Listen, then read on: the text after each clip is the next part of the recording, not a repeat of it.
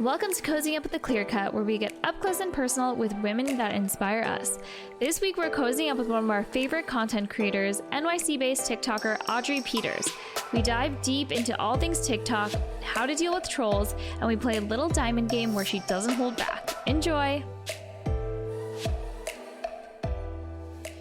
Hey everyone, and welcome to Cozying Up with the Clear Cut, where we get up close and personal with women that inspire us. Today, I'm with one of my favorite content creators, Audrey Peters. Thank you so much for joining us today. Oh my God, are you kidding? Thank you for having me. I'm honored. So I'm obsessed with following you on TikTok. I love all of your styling videos, your home decor, your NYC lifestyle. Oh, you're so sweet. Thank you. What did you think that you would be doing as a career right now? When you were little, what did you envision yourself being when you grew up? You're going to pee your pants. When I was the first job I ever knew that I wanted, I feel like a lot of kids, my little brother, he was like, I want to be a window washer. Kids are like, I'm going to be a fireman. Yeah. Window washer is kind of weird. Maybe that's not so normal. My brother we grew up in New York. So he was like, I want to do that, scale a building. I mean, but I guess it's kind of cool. Yeah. Firefighter or things like that. I wanted to own a hotel. Okay. Very fancy. I'm ambitious from the start. Yeah. I thought if you asked my 9-year-old self, I thought I'd be doing that.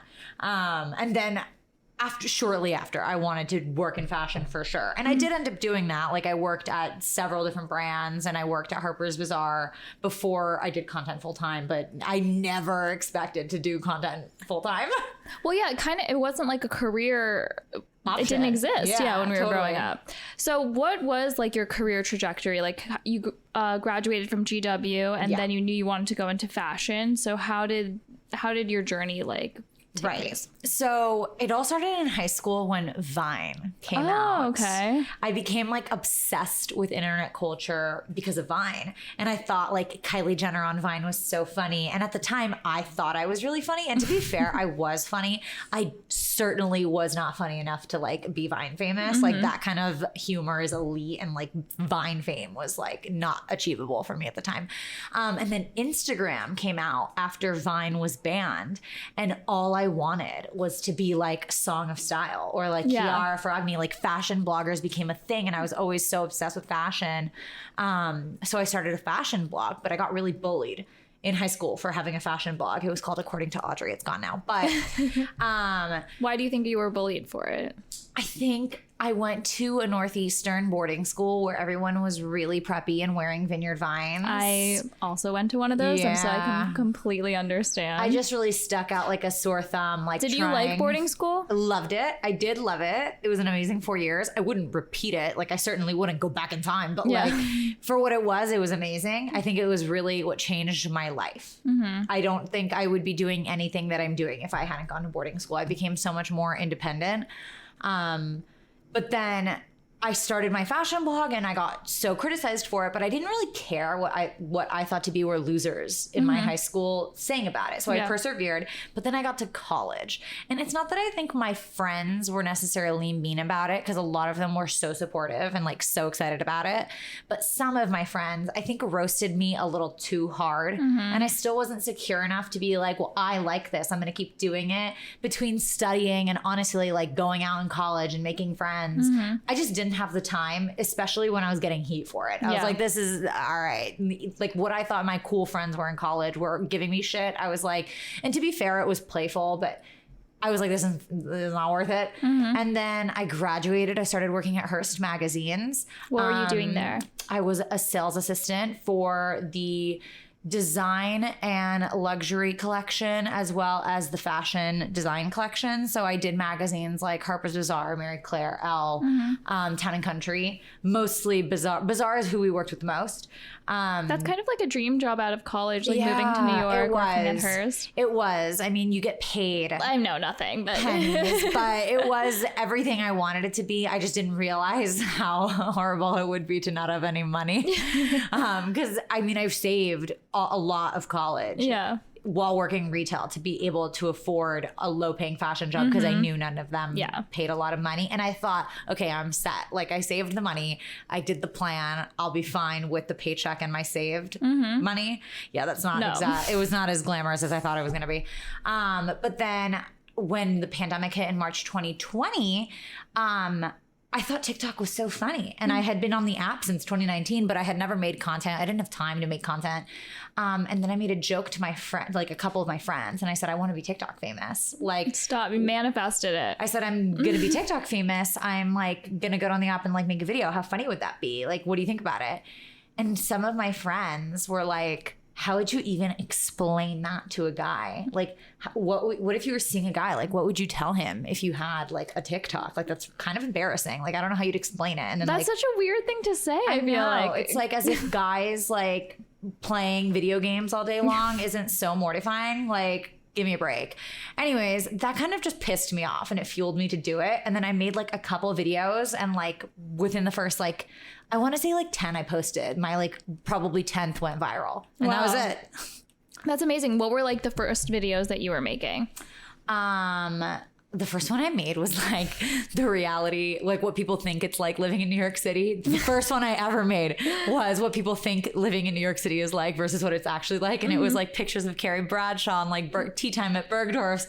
And then like the reality was like piss all over the subway and like trash on the corner of the streets.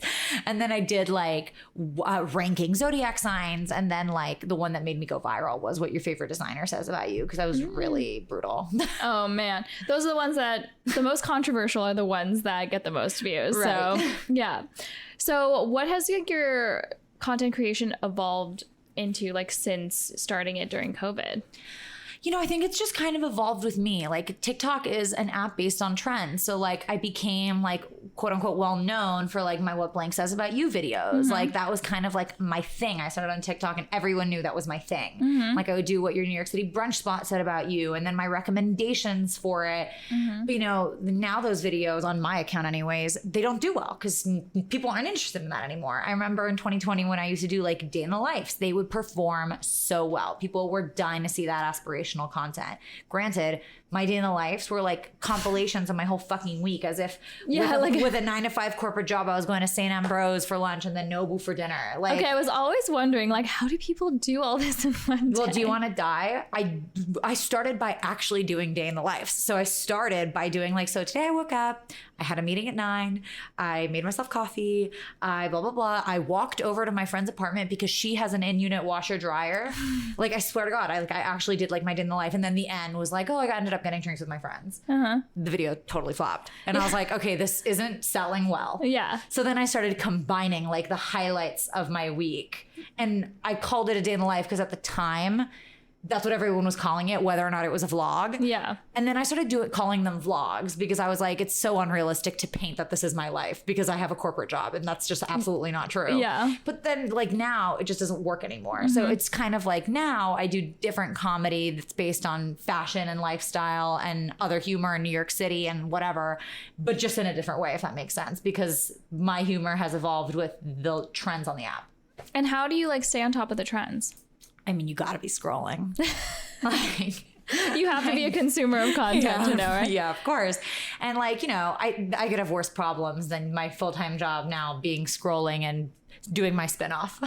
So when did you decide to like quit your corporate job and do this full time? So because that can be scary. Well, actually, I don't know if you see that I hot girl walk a lot. Yes, I do. Well, and I started hot girl walking. Oh, do you? Yeah, I forced Kyle to hot girl walk with me too. So what a lot of people don't know, and I've actually never told this story on any podcast because I kind of forgot about it.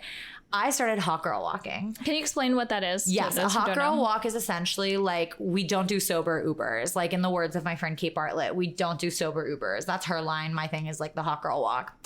And it's because you end up spending so much money on transportation and it just doesn't make sense. Like I remember when I was trying to save money, the first thing to go was Uber because I was like, I can't be spending $12 5 times a day adds up. That's your groceries for the week. Yeah. Like it just didn't make sense. So you just walk everywhere. And if your walk is an hour away, you're starting your day an hour earlier so that you can get there by walking. And it's also like, I don't exercise. I don't go to the gym. It's not for me. I'm lazy. That being said, my hot girl walk, I have no cellulite, let me tell you. So that is where the hot girl walk, that is what hot girl walking is. But do you bring like a separate pair of shoes though? So it depends. Like I would never wear like these shoes hot girl walking. Yeah. Like if I know I'm going to be running errands walking everywhere, I'll either wear my Converse or my New Balances. Okay. Like I would never like, I don't wear my nicer shoes on a day-to-day basis, knowing that I choose to walk places more and I don't want to damage nice shoes. Yeah. But originally, to answer your question on when I started doing content full time, what a lot of people don't realize is that in November 2020, it was a full year since I started my job. I kind of assumed that after a year of being an assistant, typically in life when there isn't a pandemic, you get promoted. Yeah. And it's like a decently good promotion. It's like a pretty big promotion. And like you go from, at Hearst anyways, from typically sales assistant to at the minimum a coordinator level. And that's it's a pretty big salary bump. And that would fill the gap in a lot of things I needed help with. And then a year later, I figured like most of my savings that I'd saved up in college to be able to afford the apartment that I had and to be able to do the things that I did, that I booked it out for a year. Yeah. So after a year, it was kind of up. And then I didn't get promoted because of the pandemic. Yeah. And I wasn't going to quit my job, obviously, but I couldn't afford my apartment anymore. So my friend, but I also didn't want to live with my parents again. Love you, mom and dad. But like, I was just kind of over living in my parents' space because of the pandemic. And I'm very lucky that my best friend was like, come live with me. It's going to be so much fun. So I lived with her in LA. That's why I went to LA. But when I was moving out of my apartment, I could afford movers for 2 hours. So after that, I hot girl walked from West Village to 28th Street in Chelsea with all of my, like with my extra bags, boxes, rolly suitcases, you name it. And I walked to Chelsea. And that's how the hot girl walk started. Because I was like, I can't afford more movers. Like theoretically, like I could have pulled out, but like I really didn't want to touch like savings. So I was like, suck it the fuck up and walk. And that's how it started. And then I knew that if I wanted to move back to New York, I'd need a new job. Right. So, because I couldn't live in LA with her forever. Like that's not realistic. And so I moved back to New York because I got a job at Alice and Olivia. That was like a big deal to me. Worked there for 3 months and it had nothing to do with Alice and Olivia. I loved working Alice and Olivia. My team was amazing. I was over corporate. It wasn't for me. I didn't have time to do what I actually love to do. And then I got a long-term sponsorship by one of the brands that I work with and had been working with. And that was what allowed me to like take the leap and do it. And then I really worked it out for myself. And, you know, things evolved really quickly from there when I was able to really, really focus on it 100%. But that's the story. That is like the hot girl walk to content full-time story. Oh my God, that's so amazing.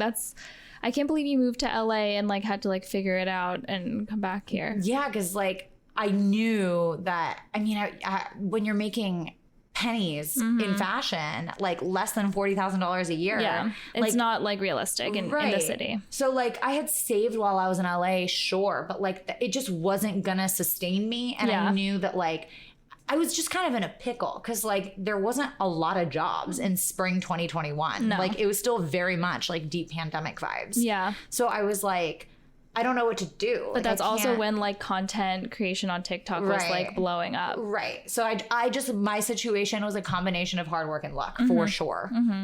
Well, they say luck is like just taking advantage of like the opportunities that are presented, right? Right. So what advice would you give to someone who wants to kind of get where you are now, you know, like who would want to do content creation full time but doesn't really like know what to do? Or what advice would you give someone starting out?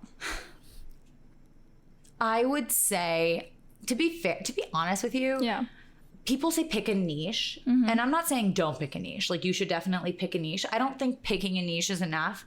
I would say just put out as much fucking content as you can. Get your face and your content on as many eyes on For You pages as possible. Literally just push it the fuck out. Like it's a numbers game, just like anything else. Like a job application, like dating, it's a numbers game. Make as many videos as you can and don't create burnout by like overly pushing yourself would be my other piece of advice. So like, for instance, I mean, I know that's contradictory, but like, let's say I post a video and then in the comment section, you get immediately like a million, like a lot of the time you'll get a lot of questions. And when you're just sitting out, you get a few. Answer those questions. It doesn't necessarily need to be like, what this says about you, what that says about you, writing this, writing that. You will run out of those things. I've been there, I've run out. answer a million questions. Like just get stuff on the For You page, no matter what it is. And that's what's going to get you a platform. How often do you post? You have to every day. Once a day? At least. Yeah, at least once a day. If you're trying to grow. If you're not trying to grow, I wouldn't be so concerned. Granted, when you have like 1 million followers, every video, like a lot of people, like for instance, like Tana Mojo, iconic. Every video she puts out, no matter how many followers she has, because she has her platform and she worked on it, she'll always get traction and she'll always get views. When you get to that point, like, yeah, of course you don't have to be so nervous about how many times, when, blah, blah, blah. When you're starting out, it should be a lot. How do you get like companies to pay attention and want to like actually, you know, pay you for content? I don't mean this in a cocky way at all. I think my content happens to be campaignable. Like I happen to give my opinion on whether it's restaurants or products or lifestyle a lot, and brands, it's not that they want to not be on my bad side. They just know that they can pay me to give a good opinion, if that makes sense. Granted, I don't say yes unless I actually like the product. Right. But because my opinion's my brand, it's easy for me to get campaigns. So, but I would say don't be afraid ever to ask for a campaign. Like, don't be afraid to DM or cold email. I did that, and that's how I got my long-term sponsorship. You DM? Yep. That's awesome. Yep. You got to go for what you want. Yeah, you have to. Hey everyone, Olivia here. Hope you're enjoying our episode. Our Clear Cut collection features fine jewelry pieces inspired and designed with you in mind. Our collection is ever-changing, and each piece is handmade and made to order here in New York City. Don't forget to check it out and use the code COZY, C-O-Z-Y, for free shipping on any purchase. So we're going to play a little game since you're known for the what X says about you with diamond engagement rings. Okay. So I have 3 diamond engagement rings of different styles. So you're going to tell us what each ring says about the person who wears it. Okay. So we'll start with this guy. This one is a just under 5 carat emerald cut diamond. It has tapered baguettes and it's set in platinum. So a 3-stone emerald cut ring. Wow, she's pretty. This is just under 5. Yeah, it's like 4.9. Not to scare anybody listening to this, but that's my dream. You can try it on, get a good feel for it. I feel like that's jinxing it. Okay. Is maybe on my other hand. Whatever you feel comfortable with. Wow, it's my size too. I would say an emerald cut is definitely someone who I need to paint the picture. An emerald cut ring is like, you'll know what this is. I don't know if everyone else is gonna know what this is. Besides an old mine diamond, like as old money as it gets. Like someone who likes an emerald cut is like old money, because of course, like radiant, which is like I'm like between. I always wonder, would I get emerald cut or radiant? But then, you know, I'm in your face, and I'm also like fucking annoying like that. Like I want my diamond sparkling and like blinding everybody. Like someone who has an emerald cut is old money, understated, like Upper East Side vibes. Has like 15 Birkins she never talks about, would never dare mention. Everyone at Hermes knows her, but nobody knows that. Like just very, very classy, chic. Anyone's parents would be proud. Also kind of like potentially like either like, honestly, I want to say like a stay-at-home mom, but in like the best way possible. Like she's on the committee at like 10 art galleries. Right. Like 10 art boards. That is so perfect. So spot on. I love it. Okay. We'll trade. The next one we have is a 6 carat pear-shaped diamond set in a 3-row pave diamond band. So my guess with anybody who likes a pear-shaped diamond, like, you're quirky. Like in another life, you were named Quinn. You know what I mean? Yes. Like someone with a pear-shaped diamond, and I don't mean this in a mean way. Like you're just so desperate to be different. Like you want to be different so badly. And like maybe you are different. I'm not saying you're not. I'm just saying mentally you strive to be really different. You're a very colorful person, I would say. I feel like this person's favorite color is green. And I don't want to say that necessarily because my favorite color is green, but like I'd say their favorite color is green, you know? Like, like if she were a New York City neighborhood, I'd say she's I don't know. Because she's not the Upper West Side. Upper West Side would never have something this big. They'd be like, I'm better than that. I don't need it to shine in everyone's face. I'll put it into like real estate or something. Is it in Manhattan or no? No, it's definitely Manhattan because, again, Brooklyn or like... Would be more... Well, they'd be like, even if they had 10 times the money, they'd be like, I don't need to put it in everyone's face. Mm-hmm. This gives me Greenwich vibes. Mm-hmm. Like, Greenwich, no offense to anyone who's from Greenwich, they feel like they have something to prove like they're as good as New York City, which is like, it's apples and oranges. Like, Greenwich is amazing. Mm-hmm. But like, this gives me Greenwich vibes. Awesome. Who drives a white Range Rover? Yes, for sure. Yeah. The next one we have is a 5.3 carat oval set in a simple yellow gold solitaire. Oval is also very classic. This is Radiant Cut, right? Oval. Oh, it's oval. Is that a difference? Yeah, Radiant is... I'll show you what a Radiant Okay. Well, Radiant is like this silhouette, but the sparkle of an oval. Oh my God. See, I don't know anything. Okay. An oval is also someone like, I would say oval and then like rectangular are definitely more of like the classics. I would say this is like, like someone who wants like yellow gold. I'm like looking at your picture right before I say anything. No.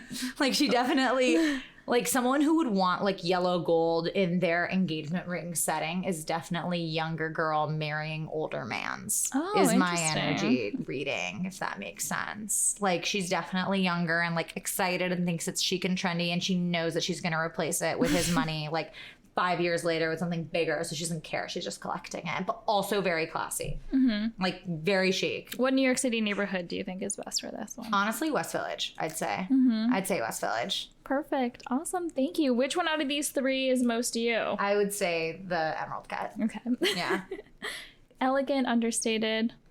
I would prefer Radiant Cut to Emerald because again, like I can't say that I'm like that classy. Like I would like it shining in everyone's face. Yeah, I would like that. Amazing. Thanks so much for playing. Of course. Is there anyone in particular in your life who has like had a major impact on your career? Like, do you have like a role model or like someone that you really look up to? I think it would be a combination of my parents for different reasons, if that makes sense. My mom doesn't really understand social media, but having been raised with a single mom, because my parents got divorced when I was 6 months old, and she worked full time ever since they got divorced. What did she do? She's an interior designer. Oh. And she's so talented. You have such good we'll get to your interior design. I love your apartment. Thank you. She's run her own business since I was before I was born. She took a break when I was born and then she got right back to it. So I think seeing such a strong female figure in my life was life-changing. Whether or not she understands what I do doesn't really matter. It influenced me. But at the same time, my dad is also such a hard worker. He's so determined and he gives the best advice when it comes to the workplace and just like business in general. And he's a businessman? Yes. And so you mentioned that when you were growing up or like in high school, like people like judged you for like having a blog or people bullied you. Is there like a specific time or even like recently where like someone like didn't believe in you that like pushed you more? Yeah, and I don't mean this in a mean way towards any of my friends, but I think a lot of my friends accidentally forget that I think that a lot of the times some of my friends will diminish what I'm doing because they don't see it as important because it's not a 9 to 5. So like they don't take, for instance, my events as seriously. Like when I'm going to like, don't get me wrong, beautiful events people see on my Instagram or my TikTok, like of course they're so fun, but like it's work. Like none of us are showing up there like getting drunk. Like we're all showing up there like buttoned up, ready, maybe a couple sips of champagne that they're passing out for some liquid courage and to warm ourselves up with like potential clients. But like we're there networking, we're there talking to brands, potential clients, potential managers. Like if for those of us who didn't have managers when they were there at the time, like, so it does get frustrating sometimes when some of my even current friends will be like, they'll get irritated that I canceled because last minute I have a plan when, if they canceled last minute with me, for work, yeah. If they had a meeting, I would never say a word. Things like that. Like I got verified yesterday. Congratulations. Oh, thank you. And like I had mixed feedback from friends and it was like. Mixed feedback? Not necessarily feedback in terms of like that's bad, but like mixed reactions. And I was just kind of surprised because it's like if you got promoted you'd be through the roof. This is like a huge promotion in my career. Right. So it just kind of depends. And I think all of that fuels me because it's like, you know, whether it be from friends or from, you know, to be fair, I think the only time it really fuels me is from friends because I have the most supportive friends. Don't get me wrong. But I don't care about what people on the internet say. So like that doesn't fuel me. Like I don't care. Like if you're stupid enough to leave a mean comment, like that's not going to that just makes me think you're stupid. How do you deal with like internet like bullies or trolls or people that say mean things online? You know, it was interesting because at first it was really hard for me because I'm such a confident and secure person, but the volume in which when I first started and when you first go viral, you don't realize the volume of hatred you're going to get. Yeah. And coincidentally, the first video that like a man would say something negative about ever, like, cause like no guy's gonna sit, like if a girl comments on my video about like what your favorite designer says about you and says, well, you have no taste. I'm like, I have excellent taste. Like that doesn't bother me. Yeah. But then one time I made this video and it was like red flags to look for in a guy's bedroom when you go home with him. And it was like really funny. It was like an American flag hanging or like a Saturday for the Boys flag and sheets, one pillow, blah, blah, blah.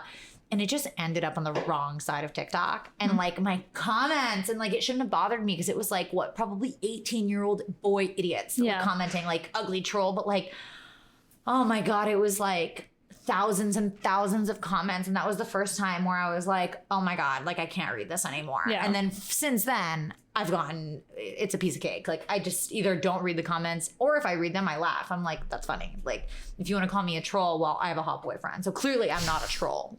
Type of thing. So it just depends. Like I think it's an adjustment, which nobody should have to get used to it. But if you're going to be doing what, you know, internet culture, you get used to it. And I think that like holds a lot of people back when they're like first trying to put themselves out there because it's like scary enough to put yourself out there on the internet and like give your opinion, but then have maybe like your friends judge you or like all these people online judge you. So it makes it like challenging. Totally.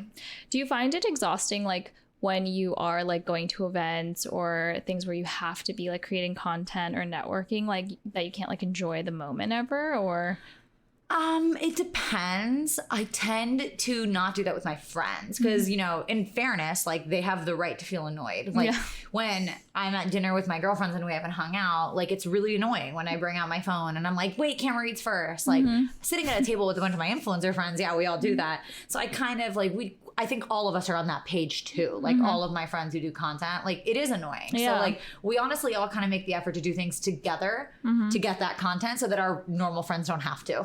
Deal with it that. Is annoying. Yeah.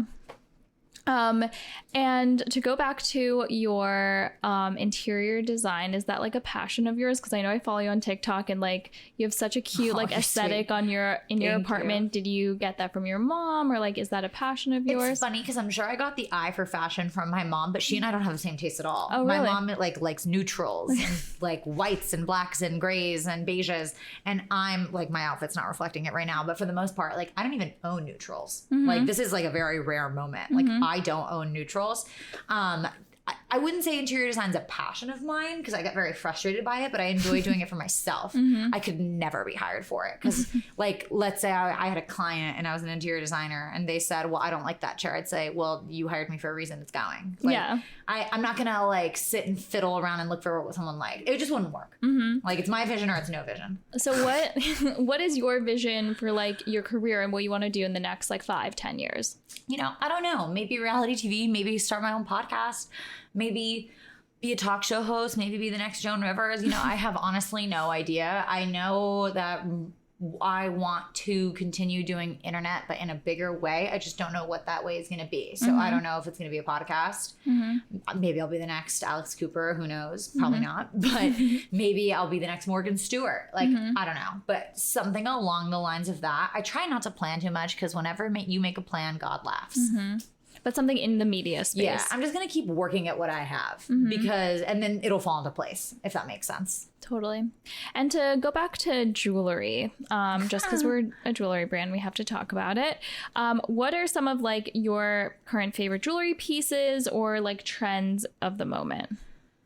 Favorite jewelry pieces, like I'm obsessed with tennis bracelets and like tennis necklaces. I'm obsessed with them. Like that's all I want. I want one so badly. And I also love I don't know if I'd call it a trend, but like rainbow jewelry. Like, you know, like the hoops or like the rings or like the rainbow tennis bracelets. Like I love those. Like I think that's so fun. Amazing. Also yellow gold is really trending. Yellow gold, but not for engagement ring. But not for engagement ring. It has to be platinum for that. So you would mix and match. Oh yeah, totally. I love mixing and matching. Do you have any piece of jewelry that's like really sentimental to you that like has a special meaning? My mom gave me her vintage Cartier diamond ring, and it's like gorgeous. It's not like a solid diamond. Yeah. It's not like that. It's not that fancy. But like I wish I had a picture. I was about to wear it and then I didn't wear it. But it's basically, it kind of looks like it's like a thick piece of gold, and it looks like it's a bunch of tiny little bricks, and then there's diamonds in the middle, and it's beautiful. That sounds gorgeous. Yeah. Well, I am really excited to see what you have in store in the future. I'm going to keep following you on TikTok. Can you tell everyone where they should follow along on your content journey, your media journey, and your career? Thank you. I'm the Audrey Peters on all platforms, and I'm not a narcissist. Audrey Peters is taken. The Audrey Peters. Well, I don't have a choice. Someone who's like 60, who's never seen Instagram, has Audrey Peters. And I've messaged her bribing her, and she won't answer me. Maybe she's not checking her DMs. No, she definitely doesn't even know how to open Instagram. I've given up. Amazing. Thank you so much for joining us today. I'm really excited. Thank you for having me. Of course.